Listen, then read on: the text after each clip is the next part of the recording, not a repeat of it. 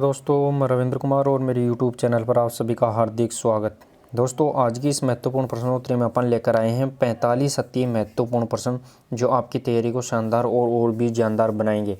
तो चलिए दोस्तों, अगर आज मेरी YouTube चैनल पर पहली बार विजिट कर रहे हैं तो RK फिजिकल एजुकेशन क्लासेस को आप सब्सक्राइब कर सकते हैं और प्रतिदिन की महत्वपूर्ण क्लासों का आप फ़ायदा उठा सकते हैं। दोस्तों, आज की अपनी जो सीरीज़ रहेगी वो रहने वाली है सीरीज़ नंबर 46। ये अपने को ध्यान रखना है। और दोस्तों, आज 45 इंपॉर्टेंट क्वेश्चनों से आप कितने प्रश्नों का सही जवाब दे पाते हैं वो आपके लिए भी एक चैलेंजेबल साबित रहेगा। इंपॉर्टेंट प्रश्न है दोस्तों, और प्रत्येक प्रश्न को आप बहुत ही बारीकी से समझते हुए इसका आंसर देते रहना है। तो चले दोस्तों, आज की प्रश्नोत्तरी का पहला और इम्पोर्टेंट प्रश्न रहेगा अपना प्रश्न नंबर 1। प्रश्न नंबर 1 देखिए दोस्तों, यहाँ पे प्रश्न नंबर 1 रहेगा, डकैथलॉन का अंतिम मद कौन सा होता है। दोस्तों, यहाँ पे डकैथलॉन होती है, इस डकैथलॉन का अंतिम मद यानी अंतिम जो स्पर्धा होती है वो कौन सी होती है, ये पूछा गया है। तो दोस्तों, यहाँ पे डकैथलॉन के कितने वो इवेंट इसमें भाग होते हैं। तो दोस्तों, डकैथलॉन के 10 भाग होते हैं, ये अपने को पता है। 10 इवेंट होते हैं, इसमें 5 पहले दिन करवाए जाते हैं, 5 अगले दिन करवाए जाते हैं। तो एक दिन और दूसरे दिन 5-5 करवाए जाते हैं, टोटल 10 होते हैं। तो इनमें से डकैथलॉन का जो अंतिम मद या स्पर्धा होती है वो कौन सी होती है, ये पूछा गया है। तो दोस्तों, यहाँ पे 110 मीटर बाधा दौड़, ऊंची कूद, लंबी कूद या 1500 मीटर दौड़, इनमें से कौन सा रहेगा। तो चलिए दोस्तों, प्रश्न नंबर 1 और इसका सही आंसर रहने वाला है वो रहेगा यहाँ पे दोस्तों 1500 मीटर दौड़। ये डकैथलॉन की अंतिम स्पर्धा या 10वें नंबर की स्पर्धा होती है। नेक्स्ट और अगला प्रश्न नंबर 2 देखिए दोस्तों यहाँ पे। और दोस्तों, आज की प्रश्नोत्तरी अगर आपको पसंद आती है तो आप वीडियो को भी जरूर शेयर करते रहे, वीडियो को लाइक और चैनल को सब्सक्राइब भी आप करते रहे। अगला प्रश्न नंबर 2 देखिए दोस्तों यहाँ पे, एथलेटिक्स में कौन सी दौड़ ओलंपिक में नहीं होती है।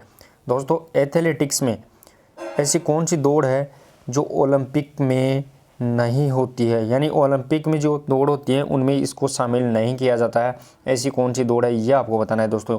तो 800 मीटर, 400 मीटर, 1000 मीटर या 1500 मीटर, कौन सी दौड़ है जो ओलंपिक में शामिल नहीं की जाती है। इंपॉर्टेंट रहेगा दोस्तों। चलिए दोस्तों, प्रश्न नंबर 2 और इसका सही आंसर रहने वाला है वो रहेगा दोस्तों यहाँ पे 1000 मीटर।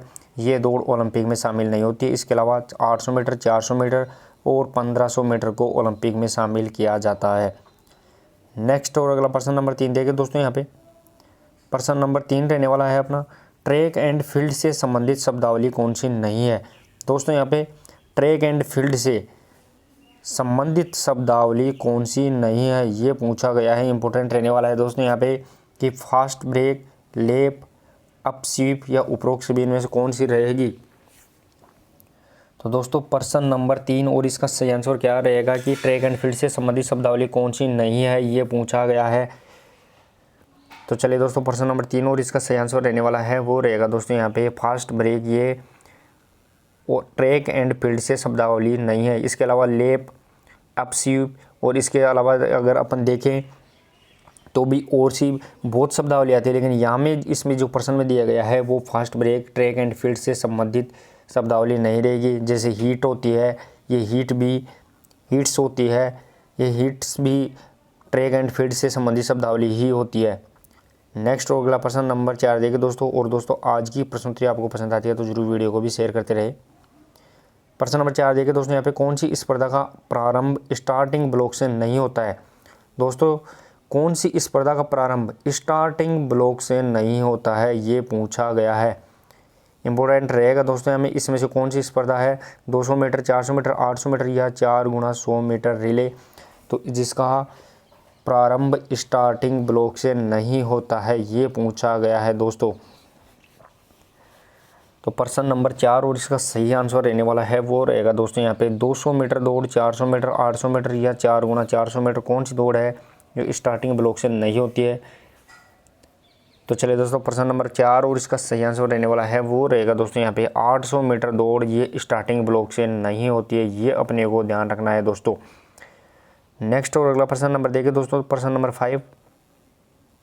प्रश्न नंबर 5 रहेगा, मेरा इंपॉर्टेंट प्रश्न भी रहने वाला है दोस्तों। कौन सी स्पर्धा का आयोजन केवल पुरुषों के लिए किया जाता है।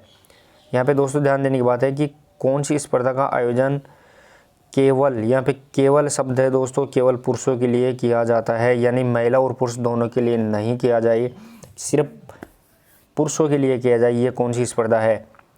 तो 110 मीटर बाधा दौड़, डकैथलन, 50 किमी पैदल चाल या फिर उपरोक्त सभी इनमें से कौन सी रहने वाली है दोस्तों यहाँ पे? तो चलिए दोस्तों प्रश्न नंबर 5 और इसका सही आंसर रहने वाला है उपरोक्त सभी जो इवेंट है ये सिर्फ और सिर्फ पुरुषों के लिए होते हैं, यहाँ पे महिलाओं के लिए नहीं होते। इसका ध्यान रखने की बात है, महिलाओं के लिए ये इवेंट नहीं होते हैं। नेक्स्ट और अगला प्रश्न नंबर 6 देखिए दोस्तों। प्रश्न नंबर 6 रहेगा अपना इंपॉर्टेंट प्रश्न भी रहने वाला है दोस्तों। यहाँ पे कौन सी बाधा दौड़ केवल पुरुषों के लिए होती है?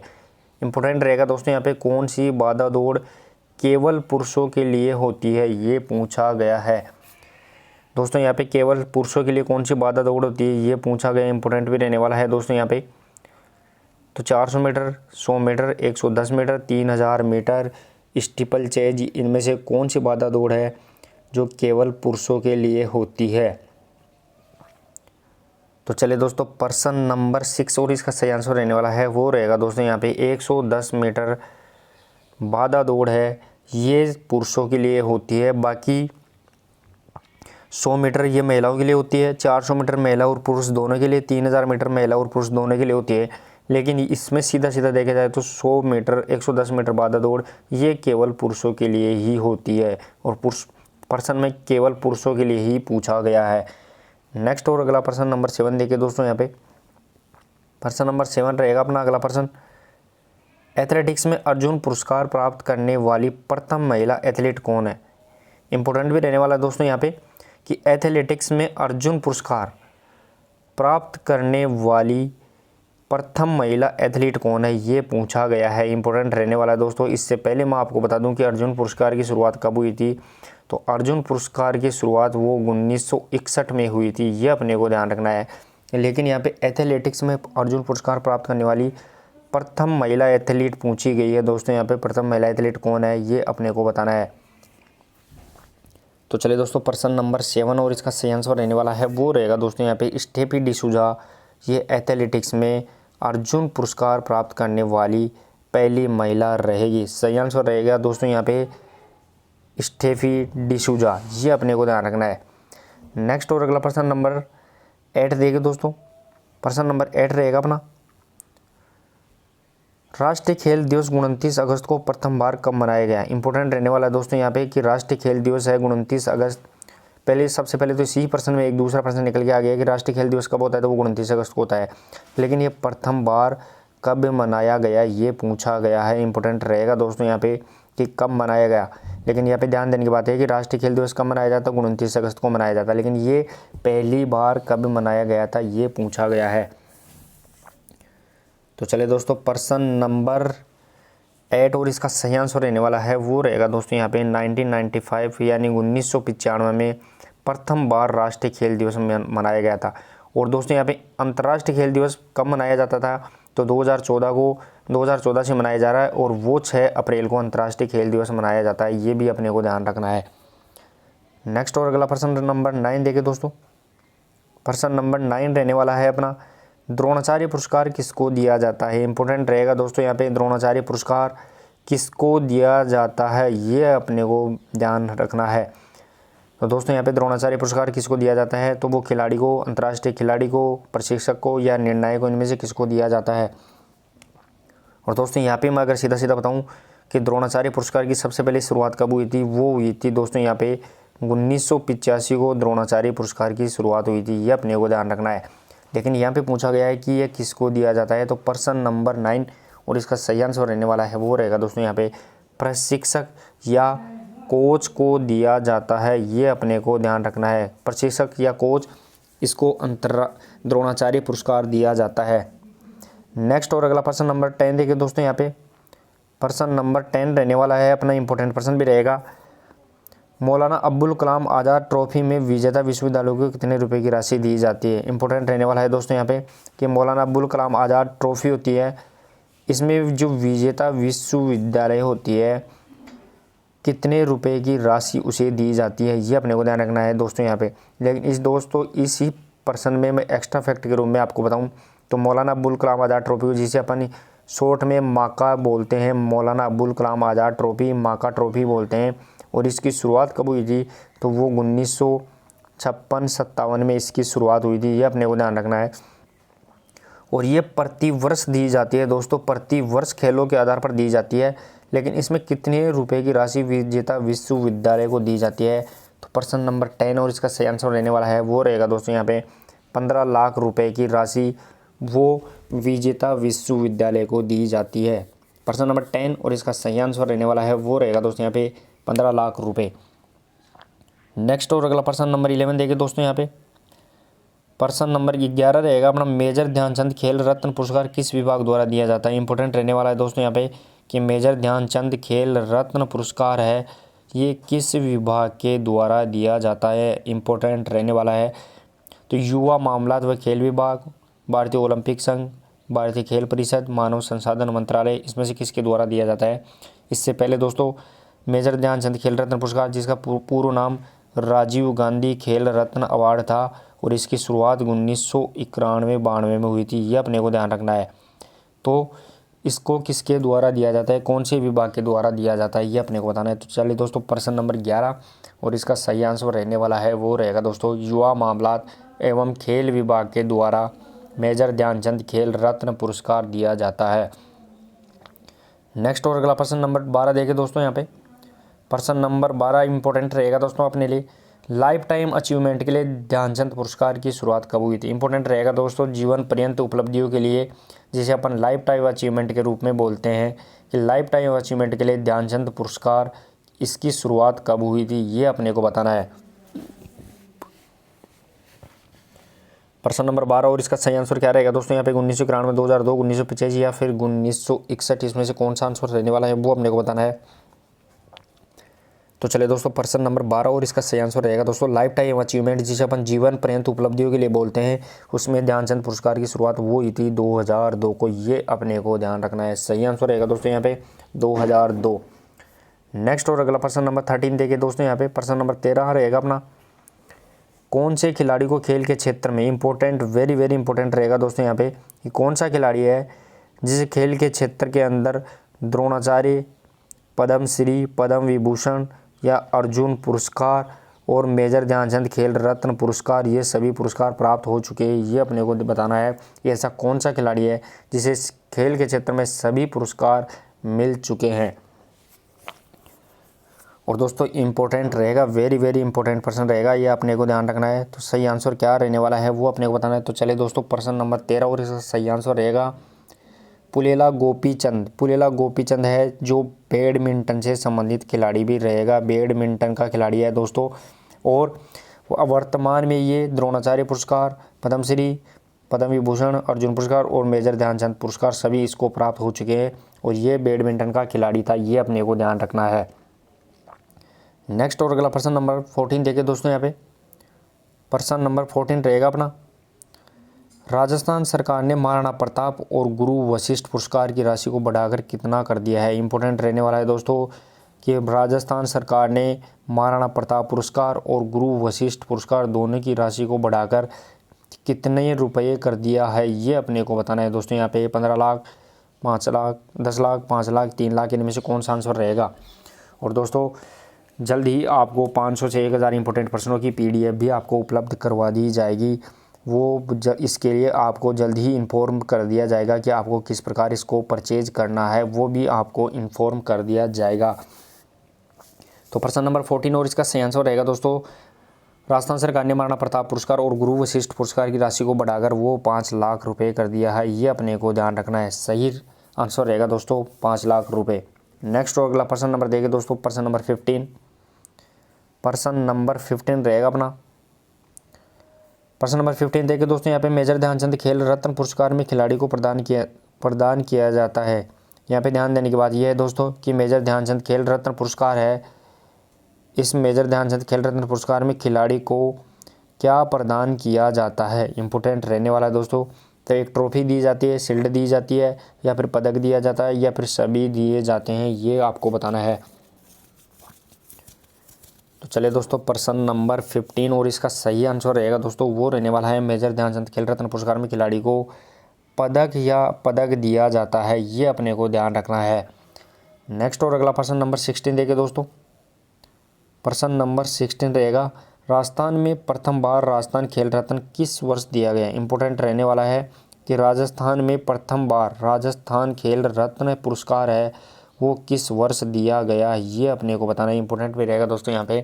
तो 1995, 96, 85, 86, 61, 62 या फिर 2000, 2, 3, कौन सा आंसर सही रहेगा, ये अपने को कमेंट बॉक्स में इसका सही जवाब देते रहना है। और दोस्तों अगर आज की प्रश्नोत्तरी आपको पसंद आती है तो ज़रूर वीडियो को भी शेयर करते रहे। तो चलिए दोस्तों प्रश्न नंबर 16 और इसका सही आंसर रहेगा दोस्तों वो राजस्थान में प्रथम बार राजस्थान खेल रत्न पुरस्कार की शुरुआत वो 1995, 96 या 1995 से 96 में शुरुआत की गई थी, ये अपने को ध्यान रखना है। चलिए दोस्तों नेक्स्ट और अगला प्रश्न रहेगा अपना प्रश्न नंबर 17। प्रश्न नंबर 17 देखिए दोस्तों यहाँ पे, गुरु वशिष्ठ पुरस्कार की शुरुआत कब हुई। इंपॉर्टेंट रहेगा दोस्तों, गुरु वशिष्ठ पुरस्कार की राशि बढ़ाकर राजस्थान सरकार ने 5 लाख रुपए कर दी है। तो गुरु वशिष्ठ पुरस्कार की शुरुआत कब हुई, ये अपने को बताना है। लेकिन इससे पहले दोस्तों मैं आपको अगर बताऊं तो गुरु वशिष्ठ पुरस्कार ये राजस्थान सरकार के द्वारा दिया जाता है, ये भी अपने को ध्यान रखना है। और इसकी राशि को वर्तमान में सरकार ने बढ़ाकर 5 लाख रुपए कर दिया है, ये अपने को इसका ध्यान रखना है। और ये इसकी शुरुआत कब हुई थी, तो गुरु वशिष्ठ पुरस्कार की शुरुआत वो अपने को ध्यान रखना है दोस्तों यहाँ पे कि इसे 1985-86 में शुरू किया गया था। प्रश्न नंबर 17 और इसका सही आंसर रहने वाला है वो रहेगा दोस्तों 1985-86 में गुरु वशिष्ठ पुरस्कार की शुरुआत हुई थी। नेक्स्ट और अगला प्रश्न नंबर 18 देखिए दोस्तों। प्रश्न नंबर 18 रहेगा अपना, प्रथम गुरु वशिष्ठ पुरस्कार किसे प्रदान किया गया। इंपॉर्टेंट रहने वाला है दोस्तों यहाँ पे कि प्रथम गुरु वशिष्ठ पुरस्कार है ये किसे प्रदान किया गया था। विश्वनाथन आनंद, पुलेला गोपीचंद, महावीर प्रसाद सैनी या फिर पोखरमल, इनमें से कौन सा रहने वाला है। दोस्तों इससे मैं बताऊं कि गुरु वशिष्ठ पुरस्कार की शुरुआत मैंने पहले बता दिया था कि इसकी शुरुआत 1985-86 में हुई थी और वर्तमान में राजस्थान सरकार ने इसे 5 लाख रुपए इसकी इनामी राशि बढ़ाकर कर दी है। और ये प्रथम बार किसे दिया गया था, तो ये पोखरमल को दिया गया था, ये अपने को ध्यान रखना है। प्रश्न नंबर 18 और सही आंसर रहेगा दोस्तों पोखरमल। नेक्स्ट और अगला प्रश्न नंबर 19 देखिए दोस्तों यहाँ पे। प्रश्न नंबर 19 रहेगा अपना इंपॉर्टेंट प्रश्न, राजस्थान राज्य का सर्वोच्च खेल पुरस्कार कौन सा होता है। इंपॉर्टेंट रहने वाला है दोस्तों यहाँ पे कि राजस्थान सरकार के द्वारा जो सर्वोच्च खेल पुरस्कार होता है वो कौन सा होता है, ये पूछा गया है। तो दोस्तों यहाँ पे मेजर ध्यानचंद खेल रत्न पुरस्कार, ओलंपिक ऑर्डर, महाराणा प्रताप पुरस्कार या राजस्थान खेल रत्न पुरस्कार, इनमें से कौन सा रहेगा दोस्तों, ये अपने को कमेंट बॉक्स में इसका सही जवाब टाइप करते रहना है। और दोस्तों जल्द ही आपको 500 से 1000 इंपॉर्टेंट प्रश्नों की PDF भी आपको उपलब्ध करवा दी जाएगी, ये आपके लिए रामबाण साबित होगी दोस्तों। और इसको किस प्रकार आपको परचेज करना है वो इसकी जल्द ही प्रोसेस आपको बता दी जाएगी। तो चलिए दोस्तों प्रश्न नंबर 19 और इसका सही आंसर रहने वाला है वो रहेगा दोस्तों यहाँ पे राजस्थान सरकार का सर्वोच्च खेल पुरस्कार होता है वो रहेगा दोस्तों यहाँ पे राजस्थान खेल रत्न पुरस्कार। और इसकी शुरुआत 1995-96 में हुई थी, ये मैंने आपको पहले भी बता दिया। नेक्स्ट और अगला प्रश्न नंबर 20 देखें दोस्तों यहाँ पे। प्रश्न नंबर 20 रहेगा अपना, भारत रत्न प्राप्त करने वाला प्रथम खिलाड़ी कौन है। इंपॉर्टेंट, वेरी वेरी इंपॉर्टेंट रहेगा दोस्तों कि भारत रत्न प्राप्त करने वाला पहला और एकमात्र खिलाड़ी अभी तक है वो कौन है, ये पूछा गया है। तो दोस्तों यहाँ पे विश्वनाथन आनंद, पुलेला गोपीचंद, मिल्खा सिंह, सचिन तेंदुलकर, इनमें से कौन सा रहेगा जिसे भारत रत्न प्राप्त करने वाला एकमात्र और अभी तक एक ही खिलाड़ी है वो कौन है, ये पूछा गया है। तो चलिए दोस्तों प्रश्न नंबर 20 और इसका सही आंसर रहने वाला है वो रहेगा दोस्तों यहाँ पे सचिन तेंदुलकर ऐसा खिलाड़ी है जो एकमात्र और प्रथम खिलाड़ी जो भारत रत्न प्राप्त करने वाला खिलाड़ी है, ये अपने को ध्यान रखना है। नेक्स्ट और अगला प्रश्न नंबर 21 देखिए दोस्तों यहाँ पे। प्रश्न नंबर 21 इंपॉर्टेंट प्रश्न रहेगा यहाँ पे, द्रोणाचार्य पुरस्कार प्राप्त करने वाला प्रथम प्रशिक्षक कौन है। वेरी वेरी इंपॉर्टेंट है दोस्तों, द्रोणाचार्य पुरस्कार प्राप्त करने वाला प्रथम प्रशिक्षक कौन है, ये अपने को बताना है दोस्तों यहाँ पे। इससे पहले मैं आपको दोस्तों इसी प्रश्न में 2-3 प्रश्न एक्स्ट्रा बताऊं तो सबसे पहले द्रोणाचार्य पुरस्कार किसको दिया जाता है, तो वो एक प्रशिक्षक को दिया जाता है, खिलाड़ी को नहीं दिया जाता है। लेकिन इसकी शुरुआत कब हुई थी पहली बार, तो वो 1985 में हुई थी। ये अपने को ध्यान रखना है। तो चलिए दोस्तों, प्रथम बार द्रोणाचार्य पुरस्कार प्राप्त करने वाला प्रशिक्षक या कोच कौन सा है? तो इसका सही आंसर रहेगा दोस्तों यहाँ पे OM नाम्बियार। ये प्रथम प्रशिक्षक या कोच रहेंगे जो द्रोणाचार्य पुरस्कार मिला था। और दोस्तों ये एथलेटिक्स से संबंधित कोच रहेंगे, ये भी अपने को ध्यान रखना है। नेक्स्ट और अगला प्रश्न देखिए दोस्तों, यहाँ पे प्रश्न नंबर 22 रहेगा अपना। प्रश्न नंबर 22 और वेरी इंपॉर्टेंट प्रश्न रहेगा दोस्तों ये, कि द्रोणाचार्य पुरस्कार प्राप्त करने वाला प्रथम विदेशी प्रशिक्षक कौन था? इंपॉर्टेंट रहेगा दोस्तों कि द्रोणाचार्य पुरस्कार प्राप्त करने वाला प्रथम विदेशी, दोस्तों यहाँ पे इंपॉर्टेंट ध्यान देने की बात है कि प्रथम विदेशी प्रशिक्षक कौन है, ये अपने को पूछा गया है। तो दोस्तों यहाँ पे Robert Bobby George, BI Fernandez, देश प्रेम आज़ाद, विल्किंसन, कौन सा है जो द्रोणाचार्य पुरस्कार प्राप्त करने वाला प्रथम विदेशी प्रशिक्षक या कोच रहेगा? दोस्तों कौन है? तो इसका सही आंसर रहने वाला है वो रहेगा दोस्तों यहाँ पे BI फर्नांडीज। ये प्रथम विदेशी प्रशिक्षक या कोच है जिसे द्रोणाचार्य पुरस्कार दिया गया था।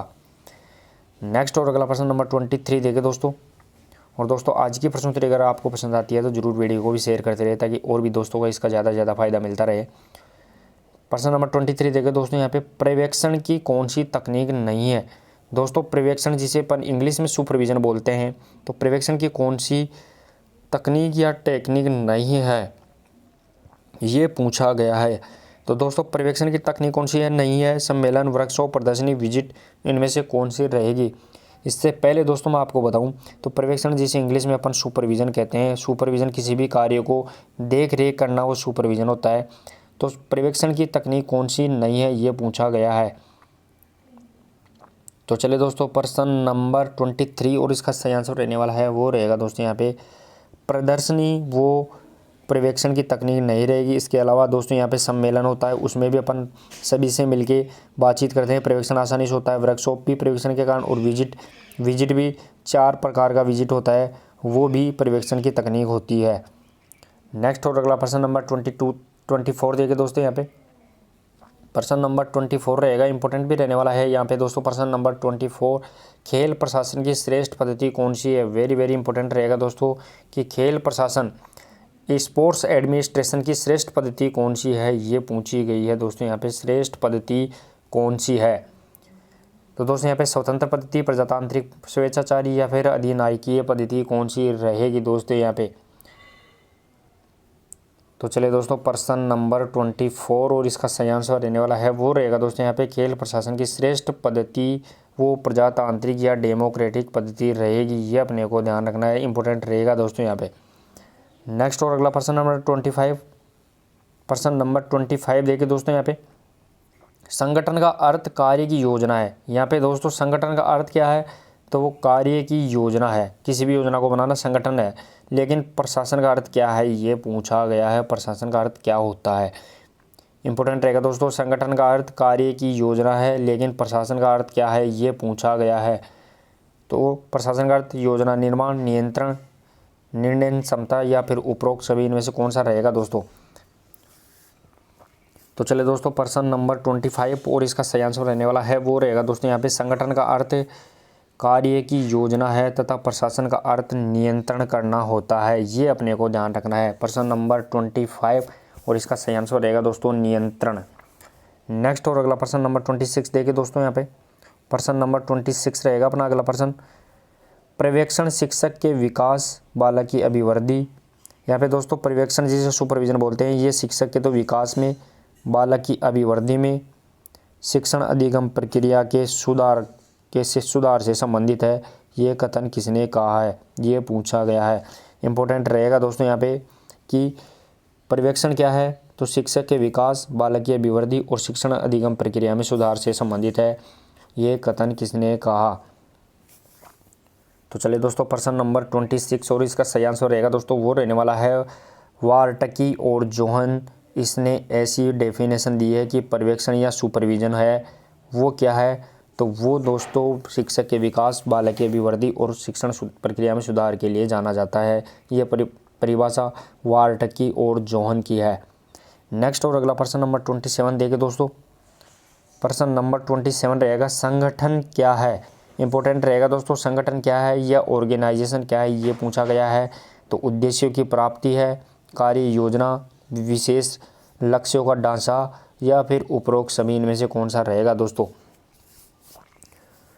तो चलिए दोस्तों प्रश्न नंबर 27। और दोस्तों ऐसे प्रश्न ज़्यादातर वो कंसेप्ट बेस होते हैं। आपको ऐसे प्रश्नों को दिमाग में एक बार सेट करने के बाद में इसकी थ्योरी एक बार आपने ढंग से पढ़ ली तो वो इससे संबंधित प्रश्न आसानी से आपको क्लियर हो जाते हैं। और जल्द ही दोस्तों आपको 500 से 1000 प्रश्नों की इम्पोर्टेंट PDF भी उपलब्ध करवा दी जाएगी, वो भी जल्द ही। तो चलिए दोस्तों प्रश्न नंबर 27 और इसका सही आंसर रहने वाला है वो रहेगा दोस्तों यहाँ पे उपरोक्त सभी ये संगठन से संबंधित है। यानी संगठन क्या है, तो उद्देश्य की प्राप्ति करना संगठन है, कार्य की योजना भी संगठन है, विशेष लक्ष्यों का ढांचा इसलिए भी संगठन बनाया जाता है। नेक्स्ट और अगला प्रश्न नंबर 28 देखिए दोस्तों। प्रश्न नंबर 28 रहेगा पर्यवेक्षण एक ऐसी प्रक्रिया है जिसके द्वारा कार्यक्रमों को नियोजित ढंग से पूरा किया जाता है। इंपॉर्टेंट रहेगा दोस्तों यहाँ पे कि पर्यवेक्षण या सुपरविजन ऐसी प्रक्रिया है जिसके द्वारा कार्यों को नियोजित ढंग से पूरा किया जाता है।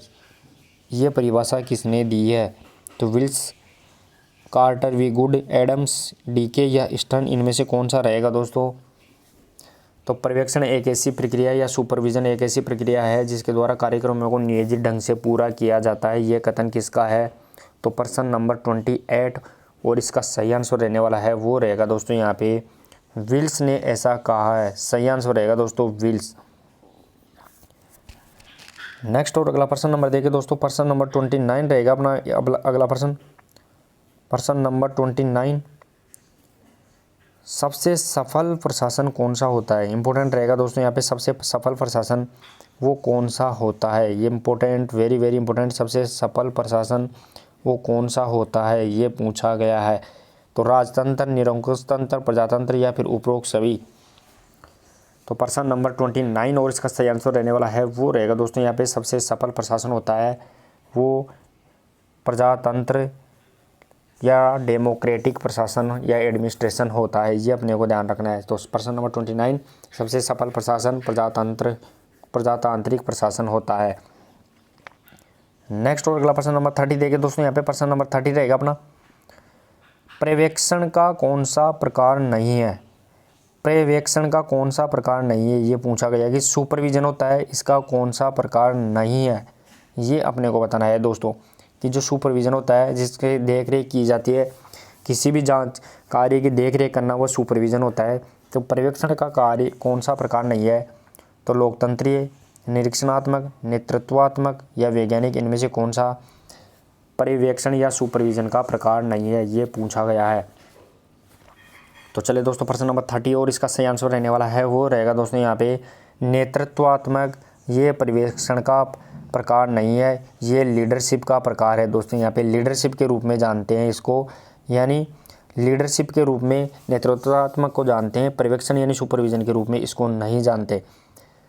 नेक्स्ट और अगला प्रश्न नंबर 31 देखिए दोस्तों। यहाँ पे प्रश्न नंबर 31 रहेगा अपना इंपॉर्टेंट प्रश्न भी रहेगा।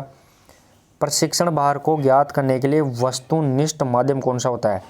इंपॉर्टेंट रहेगा दोस्तों प्रशिक्षण भार जिसे अपन ट्रेनिंग लोड बोलते हैं उसको ज्ञात करने के लिए वस्तुनिष्ठ ऑब्जेक्टिव माध्यम कौन सा है ये पूछा गया है। लेकिन दोस्तों यहाँ पे मैं इसका सही आंसर इससे पहले बताऊँ कि प्रशिक्षण भार जिसे अपन ट्रेनिंग लोड बोलते हैं इसको ज्ञात करने के लिए दो तरीके होते हैं, एक वस्तुनिष्ठ और दूसरा विषय परक होता है। ये अपने को ध्यान रखना है। वस्तुनिष्ठ कौन से होते हैं, जो लेबोरेटरी के अंदर या फिर बायोमैकेनिक्स के द्वारा इसकी जांच की जाती है। लेकिन विषय परक कौन से होते हैं, तो उसे अपन सीधे खिलाड़ी को देखकर ही अनुमान लगा सकते हैं, वो विषय परक होते हैं। जैसे पसीना आना, त्वचा का रंग लाल पड़ना, होठ सूखना, ये विषय परक होते हैं। लेकिन इसमें पूछा गया है कि प्रशिक्षण भार को ज्ञात करने के लिए वस्तुनिष्ठ कौन सा होता है, वस्तुनिष्ठ पूछा गया है। तो इसमें से सही आंसर निकल के आएगा वो रहेगा दोस्तों यहाँ पे ऑक्सीजन का उपभोग। ये वस्तुनिष्ठ तरीका होता है प्रशिक्षण या ट्रेनिंग लोड को ज्ञात करने का। नेक्स्ट और अगला प्रश्न नंबर देखिए दोस्तों। यहाँ पे प्रश्न नंबर 32 रहेगा। प्रश्न नंबर 32 देख के दोस्तों यहाँ पे निम्न में से बाह्य भार किससे संबंधित है। यहाँ पे दोस्तों बाह्य भार जिसे अपन एक्सटर्नल लोड बोलते हैं वो बाह्य भार किससे संबंधित है ये पूछा गया है। लेकिन यहाँ पे दोस्तों मैं अगर आपको सीधा सीधा बताऊं तो लोड कितने प्रकार का होता है, तो लोड दो प्रकार का, एक बाह्य लोड, दूसरा आंतरिक लोड होता है। ये अपने को ध्यान रखना है। यानी एक एक्सटर्नल लोड, दूसरा इंटरनल लोड होता है। इंटरनल लोड शरीर के आंतरिक भागों में और एक्सटर्नल लोड शरीर को बाह्य रूप से एक्सरसाइज व्यायाम करवा के दौड़ाकर ये दिया जाता है। तो यहाँ पे बाह्य भार किससे संबंधित है, भार की तीव्रता से, भार का परिणाम, व्यायाम की गुणवत्ता या उपरोक्त सभी। तो दोस्तों मैंने पहले भी बता दिया था कि बाह्य लोड कैसे दिया जाता है, तो भार की तीव्रता यानी इसको एक ज़्यादा एक्सरसाइज करवा के या ज़्यादा दौड़ाकर, भार का परिणाम और भी ज़्यादा उसको बढ़ाकर, या व्यायाम की गुणवत्ता व्यायाम के द्वारा। तो ये सभी बाह्य लोड के प्रकार है। तो इसका सही आंसर रहेगा दोस्तों यहाँ पे उपरोक्त सभी ये बाह्य भार या एक्सटर्नल लोड से संबंधित रहेंगे। नेक्स्ट और अगला प्रश्न नंबर 33 देगा कि दोस्तों यहाँ पे प्रश्न नंबर 33 रहेगा अपना, किसी खेल का नियमानुसार संचालन क्या कहलाता है। यहाँ पे दोस्तों किसी भी खेल का नियम के अनुसार संचालन करते हैं तो वो क्या कहलाएगा, ये पूछा गया है। किसी भी खेल का नियमानुसार संचालन क्या कहलाता है, तो वो मूल्यांकन, दक्षता, निर्णय या अभ्यास क्या कहलाएगा, ये अपने को बताना है। तो चलिए दोस्तों प्रश्न नंबर 33 और इसका सही आंसर रहने वाला है वो रहेगा, किसी भी खेल का नियमानुसार संचालन वो निर्णय कहलाता है, ऑफिसिटिंग कहलाता है। क्योंकि यहाँ पे नियम के द्वारा ही अपन किसी भी खेल को संचालित करते हैं और वो नियम क्या कहलाते हैं, तो वो निर्णय के द्वारा उनको फॉलो किया जाता है। तो किसी खेल का नियमानुसार संचालन वो निर्णय या ऑफिसिटिंग कहलाता है। नेक्स्ट और अगला प्रश्न देखिए दोस्तों, यहाँ पर प्रश्न नंबर 34 रहेगा अपना। प्रश्न नंबर 34 देखिए दोस्तों, शरीर क्रिया विज्ञान का जनक किसे माना जाता है। इंपॉर्टेंट रहेगा दोस्तों, शरीर क्रिया विज्ञान जिसे अपन फिजियोलॉजी बोलते हैं, शरीर क्रिया विज्ञान का जनक किसे माना जाता है, ये अपने को बताना है दोस्तों। शरीर क्रिया विज्ञान का जनक किसे मानते हैं, तो गैलन को, विलियम जेम्स, हिप्पोक्रेटस या एडोल्फ फिक, इनमें से कौन सा रहेगा जो शरीर क्रिया विज्ञान का जनक मानते हैं, जिसे अपन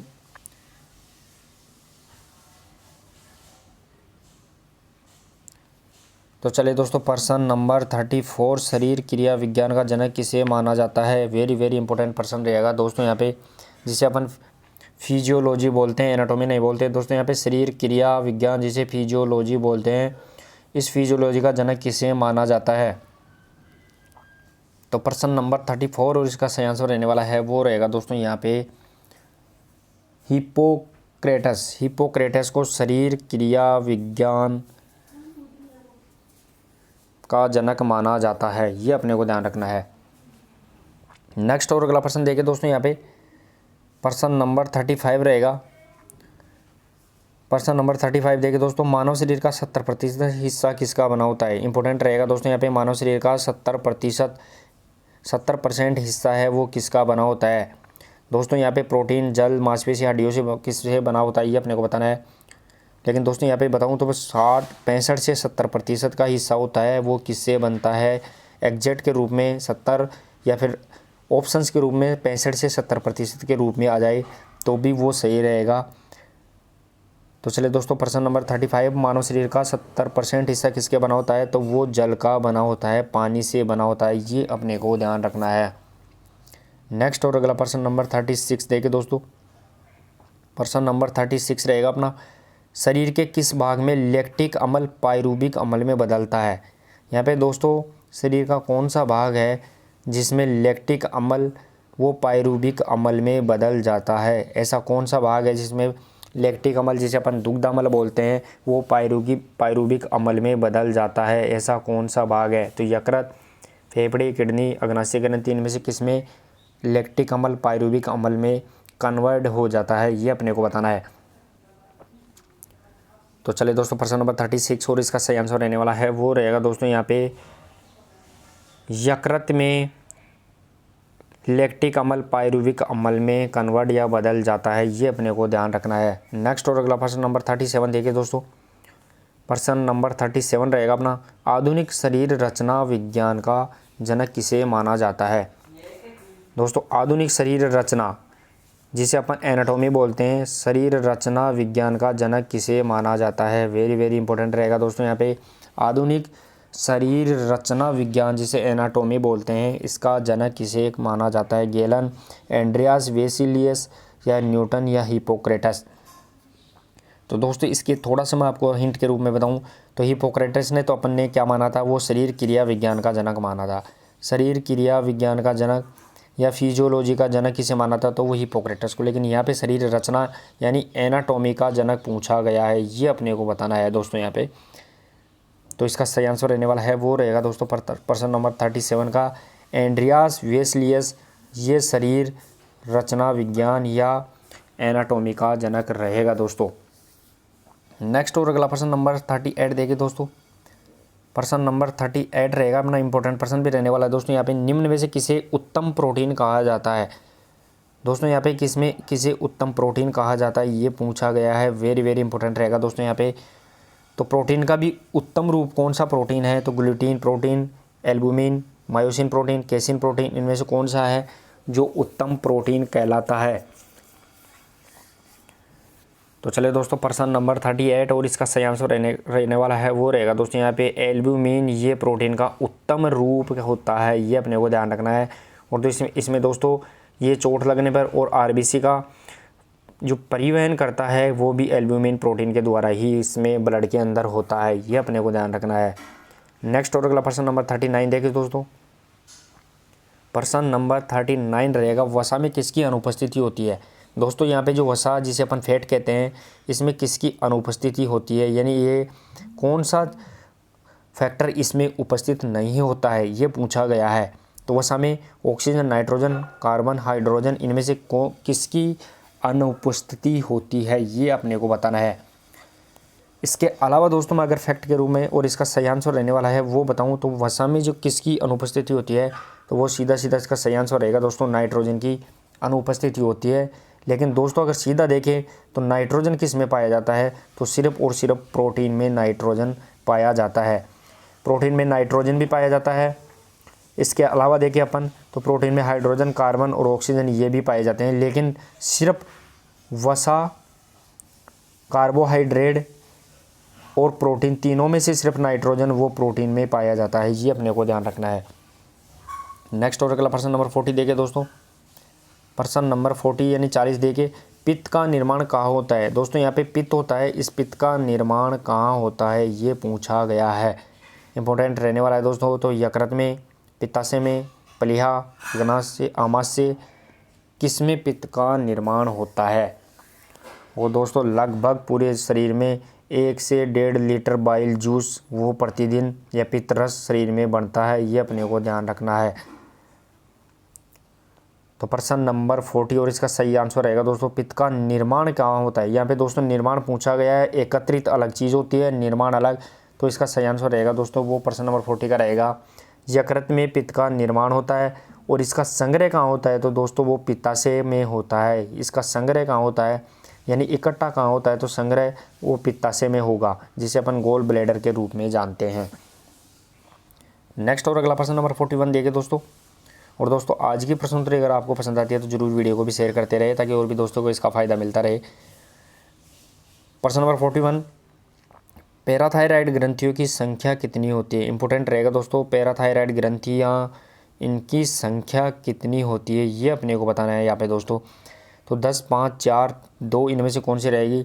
लेकिन यहाँ पे दोस्तों मैं आपको सीधा बताऊँ तो पैराथायराइड ग्रंथि कहाँ पाई जाती है, तो ये गले में जो थायराइड ग्रंथि होती है, यहाँ गले में थायराइड ग्रंथि के ऊपर ही पैराथायराइड ग्रंथि पाई जाती है, जिसकी आकृति एच अक्षर के समान होती है, अंग्रेजी के एच अक्षर के समान या फिर तितली के समान आकृति होती है। वो किसकी, तो वो पैराथायराइड ग्रंथि की होती है। और इस संख्या में कितनी होती है, तो इसका सही आंसर रहेगा दोस्तों संख्या में इसकी 4 होती है। थायराइड ग्रंथि के ऊपर 4 कोनों में 4 ग्रंथियाँ पाई जाती है, वो पैराथायराइड ग्रंथि होती है जो एच आकार में होती है, ये अपने को ध्यान रखना है। नेक्स्ट और अगला प्रश्न नंबर 42 देखिए दोस्तों। प्रश्न नंबर 42 रहेगा अपना इंपॉर्टेंट प्रश्न, अग्नाशयी दीपिकाओं में कौन सी कोशिकाएं पाई जाती है। दोस्तों यहाँ पे अग्नाशयी दीपिकाएं जिसे अपन लैंगरेंस की दीपिकाएं के नाम से जानते हैं, अग्नाशयी दीपिकाओं में कौन सी कोशिकाएं पाई जाती है? इंपॉर्टेंट रहेगा अल्फा, बीटा, गामा या फिर उपरोक्त सभी। लेकिन इसमें दूसरा मैं आपको बताऊं तो दोस्तों अग्नाशय ग्रंथि के अंदर ही अग्नाशय दीपिका है, जिसे अपन लैंगरहैंस बोलते हैं, लैंगरहैंस की दीपिका, लैंगरहैंस की दीपिका बोलते हैं। ये कौन सी ग्रंथि में होती है? तो ये अग्नाशय ग्रंथि में होती है। ये अपने को ध्यान रखना है, अग्नाशय ग्रंथि में होती है। और अग्नाशय ग्रंथि के अंदर ही जो लैंगरहैंस या अग्नाशय दीपिकाएँ पाई जाती है, उसमें कौन सी कोशिकाएँ पाई जाती है? तो इसका सही आंसर रहेगा दोस्तों यहाँ पे अल्फा, बीटा, गामा या उपरोक्त सभी। तो सही आंसर रहेगा दोस्तों उपरोक्त सभी तीनों प्रकार की कोशिकाएँ अग्नाशय ग्रंथि या लैंगरहैंस की दीपिकाओं में पाई जाती है। नेक्स्ट और अगला प्रश्न नंबर 43 देखिए दोस्तों। प्रश्न नंबर 43 रहेगा वृद्धि हार्मोन का स्त्रावण, वृद्धि हार्मोन का स्राव का नियंत्रण कौन करता है? दोस्तों यहाँ पे वृद्धि हार्मोन जो किसके द्वारा निकाला जाता है? वो पीयूष ग्रंथि या मास्टर ग्रंथि के द्वारा निकाला जाता है। तो वृद्धि हार्मोन का जो स्राव का नियंत्रण है, उस नियंत्रण कौन करता है, ये पूछा गया है। तो थैलेमस, हाइपोथैलेमस, प्रोजेस्टेरोन, एस्ट्रोजन, इनमें से कौन सा हार्मोन है या कौन सी ग्रंथि है जो वृद्धि हार्मोन का नियंत्रण करती है? लेकिन यहाँ पे दोस्तों मैं अलग से बताऊँ तो वृद्धि हार्मोन है, इसका जो स्त्रावण या निकालती कौन सी ग्रंथि है? तो वृद्धि हार्मोन पीयूष ग्रंथि या मास्टर ग्रंथि निकालती है। ये अपने को ध्यान रखना है। लेकिन इसका नियंत्रण कौन करता है? तो इसका सही आंसर रहेगा दोस्तों हाइपोथैलेमस, जिसे अपन मास्टर ऑफ मास्टर ग्लैंड के नाम से जानते हैं, वो इसका नियंत्रण करती है। ये अपने को ध्यान रखना है। नेक्स्ट और अगला प्रश्न रहेगा दोस्तों प्रश्न नंबर, आज की प्रश्नोत्तरी का लास्ट प्रश्न नंबर 44 रहेगा। प्रश्न नंबर 44 देखिए दोस्तों यहाँ पे लैंगरहैंस की दीपिकाओं में इंसुलिन हार्मोन का स्त्रावण कौन सी कोशिकाएं करती है? वेरी इंपॉर्टेंट रहेगा दोस्तों यहाँ पे, और पूछा भी जा चुका है पहले प्रश्न कि लैंगरहैंस की दीपिका, जिसे अपन अग्नाशय दीपिकाएं बोलते हैं, अग्नाशय ग्रंथि होती है, उसमें इंसुलिन हार्मोन का स्त्रावण कौन सी कोशिकाएं करती है? ये पूछा गया है। वेरी इंपॉर्टेंट रहेगा अल्फा कोशिका, बीटा, गामा या उपरोक्त सभी। तो दोस्तों लैंगरहैंस की दीपिका, जिसे अपन बोलते हैं अग्नाशय दीपिकाएँ बोलते हैं, वो अग्नाशय ग्रंथि में पाई जाती है। तो इसमें से जो इंसुलिन हार्मोन का स्त्रावण कराती है वो कौन सी कोशिकाएँ करवाएगी? तो इसका सही आंसर रहने वाला है, वो रहेगा दोस्तों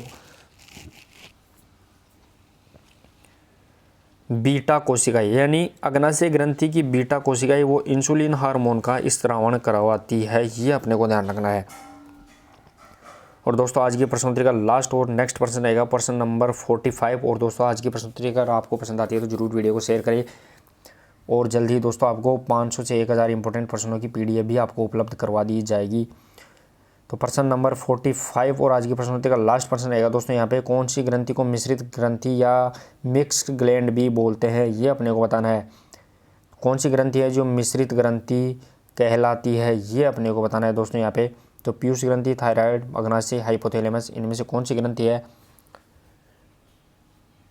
जो मिश्रित ग्रंथि के नाम से जानी जाती है? तो चलिए दोस्तों प्रश्न नंबर 45 और इसका सही आंसर रहेगा दोस्तों यहाँ पे अग्नाशय ग्रंथि को मिश्रित ग्लैंड या मिक्स ग्लैंड के नाम से जानते हैं, यानी ये बहिस्रावी और अंतःस्रावी दोनों प्रकार की है। अंतःस्रावी के रूप में ये इंसुलिन हार्मोन का स्त्रावण करवाती है, लेकिन बहिस्रावी के रूप में ये अग्नाशयी रस का निर्माण करती है। ये अपने को ध्यान रखना है। तो चलिए दोस्तों आज 45 इंपॉर्टेंट प्रश्नों में से आपने कितने प्रश्नों का सही जवाब दिया है वो आप कमेंट बॉक्स में बताइए। और आज की प्रश्नोत्तरी अगर आपको अच्छी लगी तो वीडियो को जरूर शेयर, लाइक और चैनल को सब्सक्राइब भी आप जरूर करना। और जल्दी आपको 500 से 1000 इंपॉर्टेंट प्रश्नों की PDF भी वो उपलब्ध करवा दी जाएगी, और वो आप किस प्रकार उसको परचेज करते हैं वो आपको इसको अलग से प्रोसेस आपको बता दिया जाएगा। तो चलिए दोस्तों मिलते हैं एक नेक्स्ट और अगली प्रश्नोत्तरी के साथ। तब तक के लिए धन्यवाद। Thank you so much.